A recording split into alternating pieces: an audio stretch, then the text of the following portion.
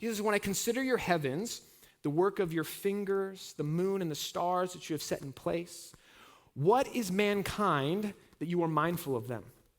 Human beings that you care for them. It's almost like he's asking this question about our significance in creation. And we've all probably had moments where we've wondered just, what am I really doing? What's the purpose that I have here? I feel so small or tiny or insignificant in the grand scheme of everything. And there's a little bit of humility that he's asking us to have. As we consider creation, as we consider God and who he is and what he's done, that there should be this place where we say, oh, yeah, God is so much bigger than me. But if you notice, he doesn't say simply, what is humankind? What's mankind? He says, what is mankind that you, God, are mindful of them? Other translations use the words that you remember us and that you visit us. And remember and visit are two ideas in the Old Testament where we see God will often interact with people. He remembers them. He hears their prayers. He visits them. He shows up. He reminds them that he sees them, that he cares for them. The psalmist continues to kind of pontificate a little bit on this idea of who God is and his glory and his wonder. He says about humans, you have made them a little lower than the angels, and you've crowned them with glory and honor. You made them rulers over the works of your hands, and you put everything under their feet. See, what he's saying here is that humans have been created with design, with God's purpose and instruction. And this really is the story of the Bible. The very first book in the Bible, Genesis, talks about God as a creator making everything. And human beings are the only part of that creation that are said to be made in God's image. In Latin, it's the phrase imago Dei, the image of God. That you and I, we've been created from God's perspective, having worth. And we're created that we would know our creator. That we'd live in a relationship and partnership with him.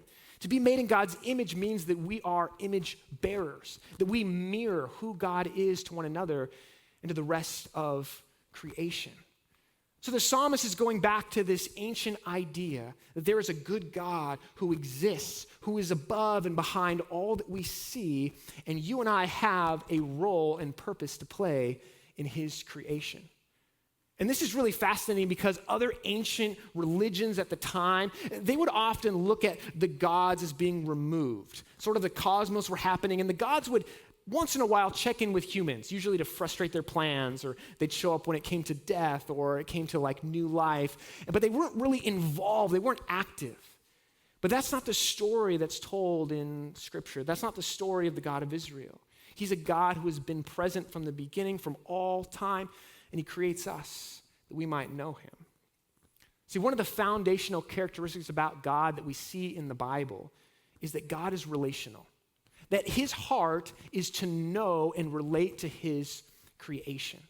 And that's what this psalmist is saying in Psalm 8. Really, he's asking the question, God, why do you care? Why do you concern yourself with us? And the answer to that question isn't necessarily given to us in Psalm 8, but it's an answer that comes up through the whole Bible.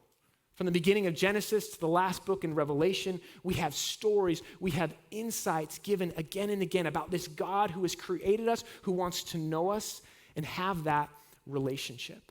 In a lot of ways, the answer to Psalm 8 is found when we get to the New Testament, when we get to Jesus, when we begin to see God's plan in his life and his mission. In fact, the New Testament will describe how Jesus actually fulfills in some way Psalm 8.